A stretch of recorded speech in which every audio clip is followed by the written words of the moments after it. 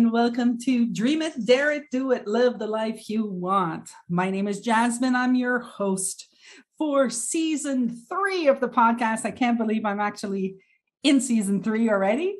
And today I have the privilege of having Cathy Casey with me. Hi, Cathy. Hi, good to be here. How are you? Doing great. Living in crazy California, and I'm a grandma. So never in a million years would I imagine how amazing that experience has been. So between that and doing this work, I have to pinch myself.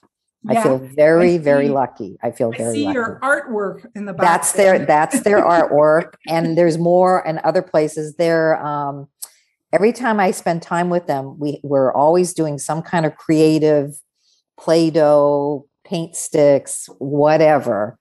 And I think at this point I could be certified as a preschool teacher because it's forced me to get creative and think about things because they love to do things. So it's been fun. It's been fun. Very nice. Yeah. So Cathy, for the people who are listening to me, I know that a lot of people that are listening to me already know you, but for those who don't, can you let them know a little bit what you do? And Sure. Well,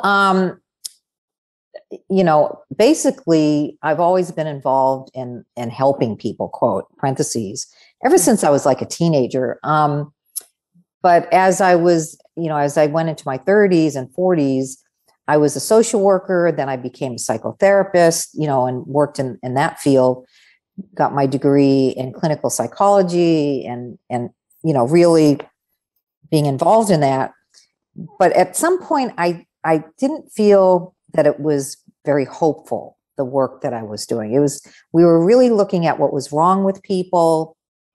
As a social worker, it's like there was never an end to helping with resources and helping, I was into civil rights and women's rights and everybody rights. And I found myself being mentally exhausted, loving what I was doing, but I felt very drained a lot. And so I was getting ready to leave the whole field in general and just go into something. And I started thinking about, well, I think I'll just go to chef school, because I love to cook and food makes people happy. Mm-hmm. And I thought, that's what I'm going to, I was really looking at that. I was about 45 years old and I thought, I'm done with the psychology and social work and all of that stuff. And I just want to do that. And it was right at that point when I was at the tail end of getting my master's degree in psychology that by accident, I tripped into the 3 principles. Literally not planning on it. I was just trying to get my degree, get a paid internship. And a woman invited me to this 4-day program. Not that I really wanted to go. I had no time to go, but I thought if I'm trying to score a full-time job with benefits that will pay for my education, then you got to go with it. Well, believe it or not, as I'm looking at how I could slip out of because there was like 85 people there, I thought, I could just slip out. She saw me, I waved to her, and I'm looking at, I could go out this back door. So that was where I was at. And by 12 o'clock that day, something caught my ear. Joe Bailey was the guy up on the stage. And for some reason, as I'm looking to escape, something would catch my ear. And then I'm looking to leave. And all of a sudden the penny dropped and I saw it. I raised my hand. I said, now I've just spent $45,000, probably $1,000, for education and blah, blah, blah. Is that going to go out the door? Like, is that? And he's a clinical trained guy. He goes, yes. I said, I had a feeling about that, but it was so hopeful. See, it went from, what's the point? It just never goes anywhere to this would be a way to help people become empowered. So that's when it clicked for me. And that my first project, I was doing a job to pay myself through graduate school, doing data collection in a jail. We were doing, who was using drugs, what kind of drugs are they using for the National Institute of Criminal Justice. And so as I'm doing that, it occurs to me, wow, maybe it would be cool for these folks to learn the principles, people who are locked up. Yeah. So that's when I got the idea to start bringing it into the jails and the prisons. So that's kind of how it all started. And then from that point on, like about 25 years ago to today, I've been teaching this in the corporate world and prisons and jails and government and homeless shelters and Israeli soldiers and folks in Norway and just everywhere, all over the world, in Europe and the UK. And again, it's just amazing where this has taken me. So that's kind of my life. And being a grandma is number one priority right now. That's where my heart is. There you go. So that's me. Wow. Sounds like fun. It's been fun. It's been, at times I was in over my head, didn't know what was going on. To me, the hard part for me was the traveling. I did a lot of traveling. So the flying to, different countries and getting through all that stuff. But once I'm in front of a group of people or working with individuals, and then it shifted to Zoom, I'm just like, yeah, it is fun, 100% fun. So if you what would be the first thing, as you know, the podcast is Dream It, Dare It, Do It, Live the Life You Want. And if I can give you a little bit of a background why I called it that, it's because I got, when I was in my mid-teens, well, 15, I'll just say 15. I had a boyfriend and I was with the boyfriend for a long time, like 7 years. Then I broke up with him and then I fell into my career. Okay. And then I was in my career for like 10 years. And then, but both time I kind of woke up at one point, knowing nothing of the three principles, just woke up saying, I just don't like this. There has to be something else that just has to. And when I quit my job, I started, I say I started my company, but I became self-employed. And when I had to make a bill, my first bill, the guy said, well, what's your company? And I was like, oh, I have to have a company. Okay. So I created a company off the top of my head. Absolutely. Here it is. So I called it D3, D to the power of 3. And he was like, what does that mean? And I was like, man, it was like de bien, because my last name is de bien to the power of 3. But that's not very romantic. Let me try something else. So I said, it's dream it, dare it, do it. And I loved it. So that was like in 2000, right? And I never really used it, because I was working with the corporate world. It wasn't really hi, you want to work with me? Dream it, dare it, do it. It's just it didn't work. But as I became a coach and I wanted to do this podcast, because I just love yapping away and talking and exploring. And I said, dream it, dare it, do it. I love that. I just love it. Right. So what showed up for me, what comes up for me in this whole story is that I always wanted to do what I wanted and I dared. And I did a lot of things in my life and I have a lot of people who would look at me like, again, Jasmine. And I'd be like, yeah, looks like it. Yeah. So in your experience, first of all, have you had this, I want to live the life I want bit? Have you had that for yourself? Maybe I did it kind of, because looking back, even before I even knew the principles, the thing about me, and it's just how I am, no matter what I'm doing, I usually love it. So you could put me anywhere, you could put me in McDonald's and I would just get into it. I mean, that's just how I am, about working and being around people. Maybe it's the Irish in me, I don't know, but so I would just really enjoy myself regardless of where I was. But what would happen would be, I'd be in that enjoyment, really enjoying it. And then all of a sudden I would get into thinking about, oh, this is getting more formal, or they're wanting me to fit into the system, and they're going to be more rules. And so usually something I really enjoy, as it got to be too much form on it and too much bureaucracy and whatever, I like, okay, time to go. So that's what I would do. I would jump into a position, or, social work or corporate world, really get into it, love the people. But then all of a sudden I'd start getting into all this thinking about, no, there are too many rules. It's getting too structured, because I love being in startup mode. So I thought, well, that's the only place I can fit. So that was my career. I mean, people who knew me, they would say, okay, she's coming up to 5 years in a job, she's going to go. And you could predict it. It would, by the 5th year, I'm like, okay, I'm ready for something else. So now I didn't realize, because I always thought the next thing I was going to do was going to be the thing.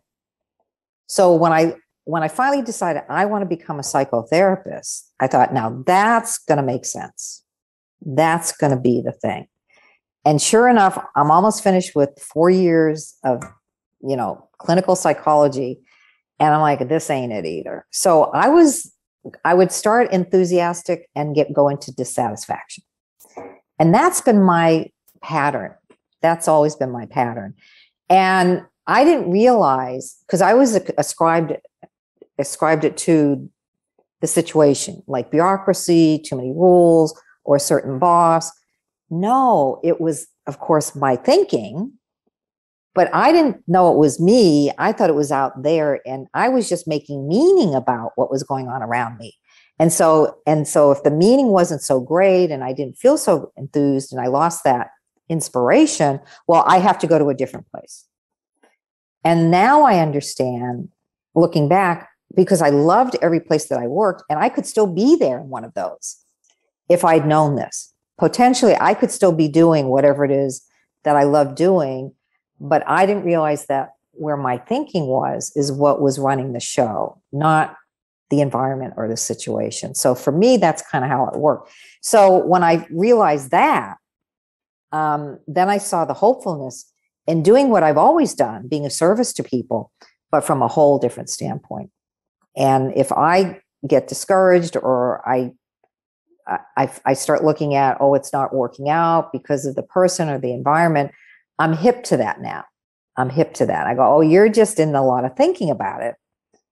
So, and that helps me stick with things. But I did choose to be freelance. I had an opportunity to go into a 9-to-5 permanent benefits for life situation where I could actually still teach the principles, or I could walk away from that and go freelance, and without any guarantee of income. And something inside of me said, no, freelance is the way I'm going to go. So I did have that preference. Not everybody, most people would say, no, I'm going to stick with this, and they'll do just as well. I mean, there's nothing wrong with it. But I realized I would have more freedom and flexibility to travel all over the world. But at the time, I didn't know I was going to be traveling all over. But intuitively, I felt like if I stayed put, it would hold me up. So I literally did make that decision to become freelance. And the guy who wanted me to stay, he got mad at me because he really wanted me to be in his organization so that I could train people and get his department up and running on this. So it was a big decision, but I'm glad I made that decision. Never look back. Yeah. Yeah. Yeah. So I don't know if I answered your question, but it's all good. It's all good. What is, like, if you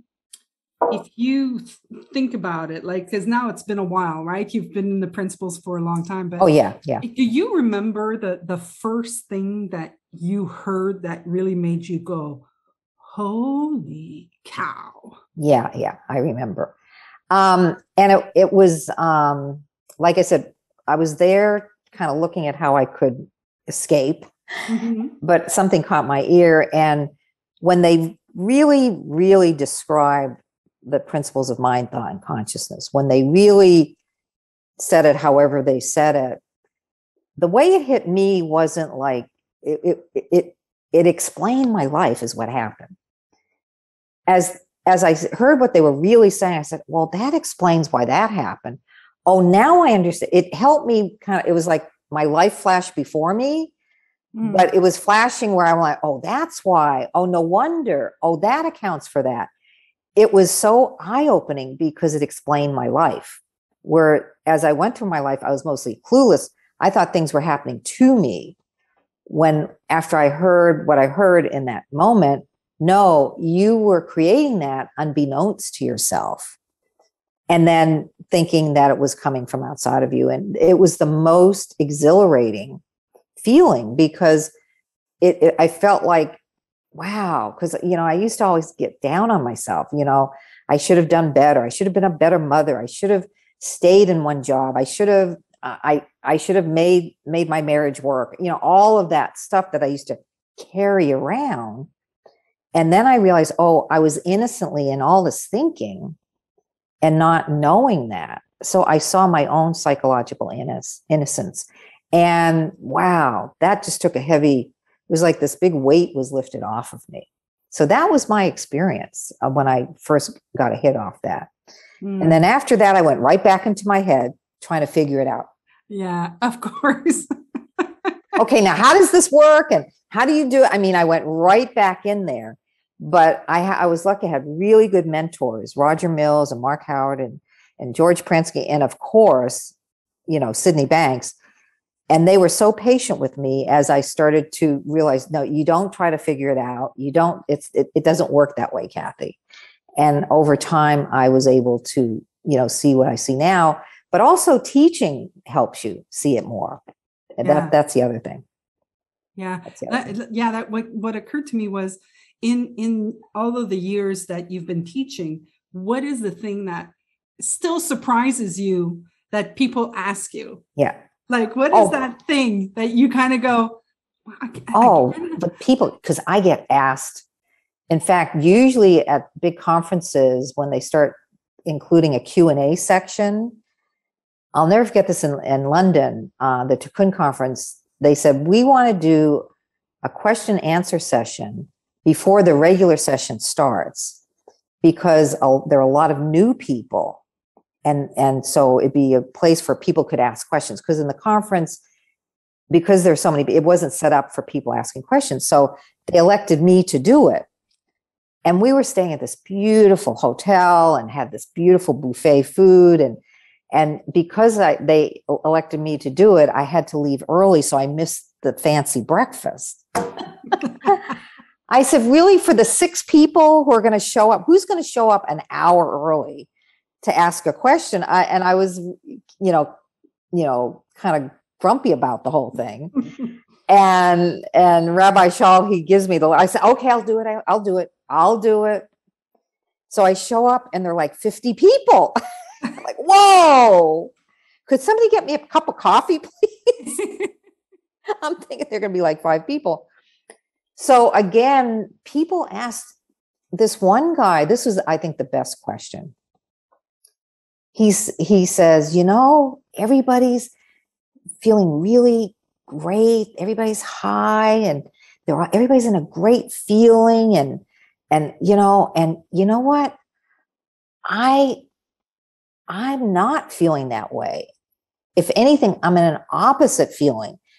And it's really bothering me because,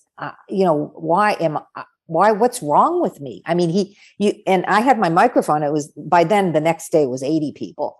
And I looked and he just really got it off his chest. And I thought, good for you, that he was willing to share that. And so as he finished, I said, well, welcome to the club. I think I said, oh, well, no, oh, well. And he, what do you mean? Oh, well. And I said, how many people in this room right now have felt down or depressed or whatever during this conference so far? How many of you have had times where you weren't feeling great and inspired? Everybody raised their hand. And I said, are you noticing you're not the only one? And I said, we're not here to help you get into a good feeling. That's not what the conference is about. We're here for you to understand what's behind having a good feeling, or what's behind not having a good feeling. But we're not here to make people have a good feeling. And he looked at me, he said, really? I thought that's what I was supposed to be doing. I said, no, you're off the hook. You do not have to have a good feeling. Not required. And you could see him, this huge relief. And I said, how many of you do feel like obligated that you have to be in this great feeling, or you're not having enough insights? Like, because for me, I used to look at other people, oh, they're having more insights than me. And, oh, I want to have as many as them. And so I said, no, we're not here for that. And that everybody just flipped out over that. So I prefer Q&A because people will ask a question, a human question, as opposed to like when we would hear Sydney Banks speak, we want to ask the meaning of life questions. And one time I actually brought Sydney Banks into the jail system here. We had 165 inmates. I got permission, got him in, and then the word got out, and then all the uniforms showed up and a politician showed up. I mean, it was just amazing because he was speaking and they didn't know who he was, but for some reason, hey, you want to hear this guy? And he spoke very, very, the way he usually speaks to a group. And a bunch of the inmates came up to me, Cathy, can we spend more time with him? And I said, well, it's up to the COs. If they let you stay, that's fine. And so they let about 40 of them stay. And they surrounded him. They were so excited about him. And they asked him the human question. Sid, do you ever get mad? Do you ever get angry? Have you ever been in a fight? Did you ever do drugs? I mean, they just asked him human questions, and he was brilliant. He said, oh yeah, I used to drink a lot, or oh yeah, I used to he still would get angry, even after he had his experience. But the bottom line is he loves the human questions. He said, yeah, the rest of them, when they ask the meaning of life questions, he doesn't even want to bother, because he said, because you're going to go right into your head with what I'm going to say. So I love the human questions. Mm-hmm. To me, that's where you want to start with people. And then so that they can understand how it relates to them, their life. This is not this, pie in the sky, philosophical. You've got to go to the tall mountain in India to understand this. No, this is an everyday understanding. And that's my most favorite thing. But yeah, that question was really cute. That was great. That was great. Yeah, it really reminds me, like, I began the episode by saying that I couldn't believe that I was season 3, right? And there has been an evolution in all of this. And I remember in season 2, I don't know if do you know Rob Cook? Oh, of course. Well, I've only known him recently. Yeah. Since he's been involved with 3PGC and all. Yeah. But I haven't known him before that. Okay. So Rob is a good friend of mine. So great guy. Rob and I were playing together. He would come into my podcast and we'd do these segments and things. And when we started working together, and I'd hit the record button, he'd go, who's that? Like when I'd hang up, like I'd click stop, he'd go, who's that? Can you be Jasmyne? Oh, meaning you changed once. Okay. Yeah. And one of the things that I really saw was that I had these personas. I had these hats. I was always a girl that, I could adapt. I could adapt to any situation. Yeah. But I had these hats, like, okay, now I got the professional hat. Now I got the funny girl hat. Now I got that, and when I hit the podcast button, well, I'm the host. I'd play something. Oh, I'm glad he called you out on that. That's great. It was fun. Yeah, I was happy too. But it still is a practice. Like I can still see it. And here's the thing though. This is hysterical. Michael, I did work with Michael. He hired me a number of times to go down to LA and do stuff with his program. And, and then one day he said, I want to have you on my radio show. And I'm like, sure. So, I talked to him first and he says, okay. So I'm going to do the promo or whatever they do. And then once I get through all that and introduce you, then, I'll ask you a question. So all of a sudden there was silence because he was clicking into whatever he had to do. And then all of a sudden this person comes on like a DJ, talking. And I'm like, where did Michael go? I started to freak out. Like, well, I hope I hope this person, I totally freaked out. And then come to realize it was Michael.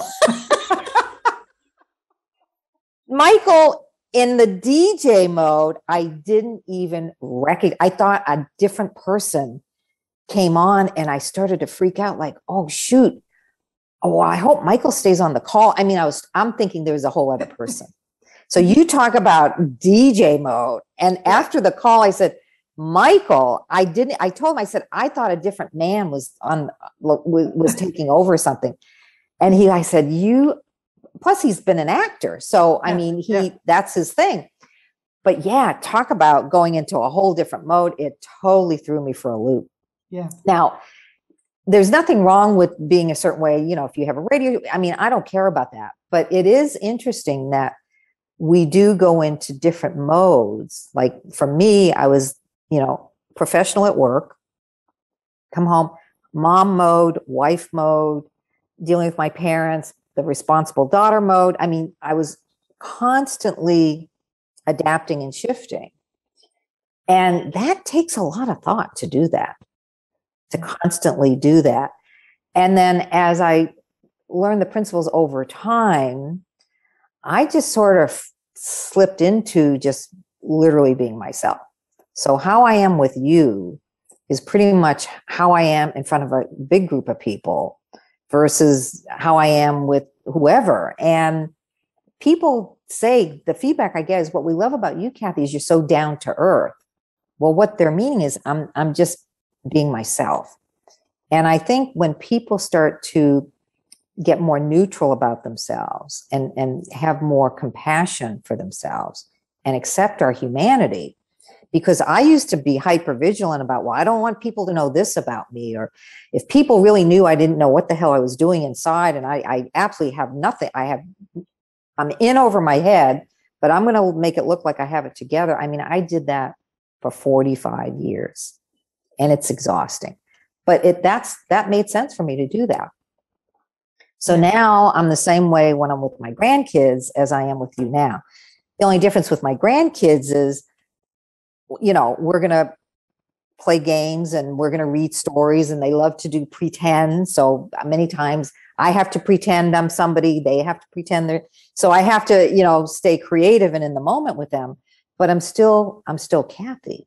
And so I feel so at ease within myself. And I think that's what people want, just to feel at ease, just being yourself. And from that, things will occur to you about what you want to do, what you're interested in. But if your mind is filled with, I should be this way over here and this way over here and this way over here, that is what gets in our way. I had a hysterectomy when I was 40. And I have to say that before that, I could hold up all these balls like I was able. Oh, yes. Oh, yeah. Oh, I was a master at it. Yes. Yeah. But after the hysterectomy, it was like they took the ovaries and they took the uterus and they took a part of my brain. Yeah. Yeah. Well, yeah. You had to slow down. That's the thing. Especially when I work with professionals, we get really good at that. The mental multitasking, being on, us thinking ahead. And one time they asked me to speak to this high level group of people in local county government here. And they gave me 15 minutes. And I'm like, what am I going to? So I thought, okay, this is what I'm going to do. So I got in front of them and I said, and this is after the end of a long meeting, and it was Friday afternoon. So you can imagine they had one foot out the door. Yeah. So I looked at all of them and I said, how many of you feel inspired at the end of your week? Or how many of you feel mentally drained at the end of your week? And so how many feel inspired? Nobody raised their hand. How many of you feel mentally drained? They all raised their hand. Then I said, when was the last time you were actually, you experienced your Sunday? And they said, well, what do you mean experience? Well, where you were in your Sunday and you weren't thinking ahead about what's happening the next week. Because when was the last Sunday that you had where you weren't doing that? And one woman goes, never. I never have my Sundays. And then, how many of you are doing the one thing in front of you, but you're thinking about 15 things while you're doing the one? And they're all like, yeah, that's me, that's me, that's me. And I said, yeah, well, that's what I do. That I help people understand, first of all, why we're burnt out. That's where the burnout's coming from. And I know you have a lot on your plate and a lot of responsibility, but that's not what's doing it to you. It's where your mind goes. And so that's what I provide in my seminars and trainings. When can we sign up? How much do you charge? I mean, in 15 minutes, they were present with me in the room and they said, that is me 100%. And so everybody, when you put it to them that way, but we get so used to it, it becomes our normal. Like nobody would consider that. They think what they're doing and the responsibility is what's draining them, or the kids, or, financial obligations. And what I have to help them realize is, no, it's the meaning you make, the amount of thinking you have about all that stuff. That's what's doing us in. And that's something that, believe it or not, is self-created without our realizing it. And if we understand it, we can certainly understand when we start feeling that way, we stop looking outside of ourselves and looking at the stuff. And we just appreciate, oh, I'm just in too much thinking right now. And boy, talk about having a leverage on your life and working with others can make a huge difference. And that resonated for them. That they heard that. So yeah, we're just, like I said, it's become our new normal. Yeah.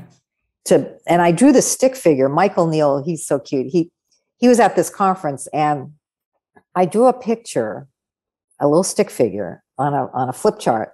And then I drew a lot of lines that represented all the thinking we have. And then I drew a big line and then I added a lot more lines so if you feel like your job is draining you, you have all that thinking, and then you feel bad. Oh, I should be happy I have a job, or maybe it's the right. So it's the thinking on top of the thinking, as opposed to, all right, I'm just in a lot of thinking about my job right now. And Michael, he said he walked in the middle of that. He saw the flip chart and he said, that's it. I mean, he didn't even hear what I was saying. He saw it. And later on, he told me, he said, Cathy, I put it in one of my books, but I gave you credit. So it's funny. So Christine Heath, a colleague of mine, she comes up to me towards the end of the day at this conference. She goes, people are walking around with this stick figure thing. What the heck's going on? I said, oh, I use that as a way for them to understand how we pile thought on top of thought. And she says, oh, okay. She said, people are just told. I said, well, I helped them get what we're saying here. Yeah. It was so cute. And one guy in the audience, he said, could I have that flip, that paper, what I drew it on? That sheet, yeah. Yeah, the sheet. I said, really? Because I scribbled. And then he said, would you sign it for me, please? I'm like, oh, come on. No, really? He said, no, please. I said, whatever. About 3 months later, he sends me a picture. He got it framed. Hey, if it landed, it landed. What can you do? But again, it helps us appreciate how we innocently do this to ourselves without realizing it. And just appreciating, we're going to have days where we have a ton of stuff on our mind. But if we try to get out of it, or we feel bad about it, or whatever it is we do, that's the issue, not the fact that we're in it. And when we wake up to it, all we have to realize is, okay, tsunami wave of thoughts coming through. Okay, I'll just ride out the storm, but I don't need to get in there and analyze it or figure it out because that just makes it bigger. I remember you're reminding me of a situation that happened for me. It was years ago. And, thinking about the stick figure, I had bubbles. I had cartoons and bubbles, like Bubbles are great. Yes. Bubbles. Yes. So I Yes. had bubbles. So something happened, and it hadn't happened to me in like this, I think, ever. I was with a colleague, and the colleague was obviously having a bad day, and he literally screamed at me. Like Yeah. he was verbally abusive and all of this, and I was in such shock. Yeah. I was just like, yeah. And I walked out, and I went into my car, and I was literally in shock, and I was going, wow, he just chewed me a good one. Now that was like he really, and then I was like, okay, wait, let me put the training, and like, I've got all this training. What am I going to do with it? And I remember the drive from where I was to home was like 15 minutes. And on the way there, I could almost see the bubble growing. I could, and I was like, interesting. Yeah. Like, I could see all the stuff I was putting in there. Yeah. Really interesting. And then, but I decided not to do anything. I would just see it grow. And I was like, Yeah. And that day I was invited to go have dinner with my dad. And so I get there, and I sit at the table, and I said, he just screamed at me. And as I said that, I saw my dad's face go. Yeah. What do you mean he? Yeah. What do you mean he screamed at? And then I saw the bubble on top of his head. Yes. Yeah. Wouldn't take much. Yep. And then I was like, oh, and then I saw that I could say something, grow my bubble, would reach his bubble, make a mega bubble over the table. And I just changed the subject, and I didn't do anything with it. And I was amazed that, like they say, when I first started learning about the principles, like, just don't feed the thought, and it's not going to grow. It's going to pass through. It's just fleeting. And I really saw it pass.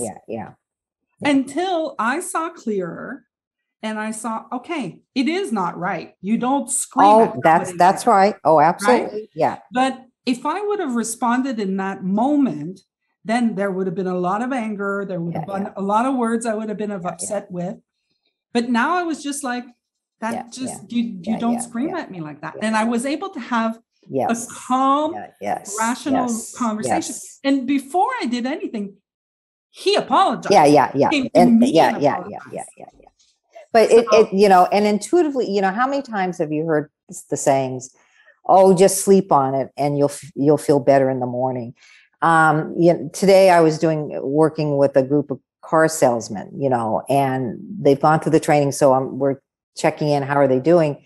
And 3 of them said, my grandmother used to say stuff like this. And I said, yeah, this is wisdom that's been around since day one. This is nothing new, but we just forget, we just forget about it. And we're so used to going into reaction. Whereas when you start to understand the role of thought in the whole thing, and because you're just in it, you can't make yourself not. There's no way you can make yourself get calm. Yeah. But you can appreciate, oh man, I'm getting flooded right now. Wow, this is interesting. And then you saw the potential of your dad getting flooded, and now we're all off to the races. And usually people, they will come back and realize, wow, where was I? Not everybody. Or if it's important and you need to work with a person and they haven't realized it, you can still come back from a more calm, neutral place and say, listen, help me understand what happened yesterday. I'm not quite sure why that happened, that you would yell at me like that. So yeah, absolutely, we can address it. Yeah. But but that little stick figure, it went a long way. It works. It works. Or bubbles or whatever it's going to, you want to hear a cute story about metaphors. Miss Beverly, she was at the last conference, but anyway, this amazing woman, she taught the principles with me in the jail. Okay. And she came up with this beautiful metaphor. So she'd draw an outline of a body and she'd draw a big blue circle in the middle, solid blue circle. And she called it, everybody has their own blue dot. Wisdom, spirit. She used the blue dot as a symbol for innate well-being, all of that. And so, and boy, they got it. They said, we don't care what you've done in your life. You still have this core of wisdom and well-being. And we talked about why we come away from it. Even though we're away from it, it's still there, et cetera, et cetera. So they had an art class after our class. So they did all this great artwork, and they're amazing, amazing artists locked up. Let me tell you, I'm totally amazed at the artwork. So they, on this big, huge newsprint. And so the art teacher put all the artwork all around this kind of big room. It was almost like a high school stadium kind of room. And, because there are about 60 guys. So she put all the artwork up, and they all had a blue dot in their artwork somewhere there. And the art teacher's like, what's up with that's our innate. Well, I mean, it was so cute, right? Yeah. Well, the correctional officer comes in and he sees all the artwork, and he immediately locks the whole group down, sends them back to their cells, locked down. And because what the correctional officer saw was the blue dot was a symbol. It was a gang symbol. Mm. And in California, the Norteño color is blue. And so the officer immediately said, they're doing gang stuff, lockdown. They were locked down for a whole week. I didn't know this had happened. We come in waiting for the guys, and the guy says, no, you're not going to get them today. Well, what happened? Lockdown, was there a fight or something? Oh, no, they're doing gang stuff. We said, what do you mean? And all the artwork was gone. It was taken down. Well, they have this blue dot thing going on. And when I heard that, I was just like, officer, that isn't gang stuff. That was the symbol we used for their innate well-being. He looked at us. He said, you couldn't pick yellow? You had to pick blue? Red or blue, bad colors. And he looked at me, and you could tell he felt bad, but he was pissed off at us because we should know better. And so the next week of course the inmates show up for class, and they were a little pissed upset. Off at you too? Yeah. Well, not at us, at the correctional officers. Yeah. See, they didn't know. And so we had an opportunity in real time to look at psychological innocence and how he had one meaning. The art teacher, she asked them, well, what does that mean? And, she didn't just assume right off the bat it was, gang colors. And whereas the officer, he didn't even ask, he just shut it down. Yeah. So it was a good lesson to talk about separate realities, and everybody has their own unique way of seeing things and all of that. But it was quite an interesting experience. So after that, and especially with kids, juveniles, because I worked in the juvenile system, you definitely don't get into colors there. Yeah. It's a big issue. Cathy, thank you so much for accepting my offer. It's been fun. Fantastic talking to you. It's been fun. Thank you for the opportunity. Let me ask, if people want to get in touch with you, you offer some seminars and things like that. I do a lot of mentoring. That's whatever. I do everything. Yeah. The best way to get a hold of me is my email. I do not do FaceTime. I do not have a face. I do not do. You don't have a website. I do not have a website. None of that.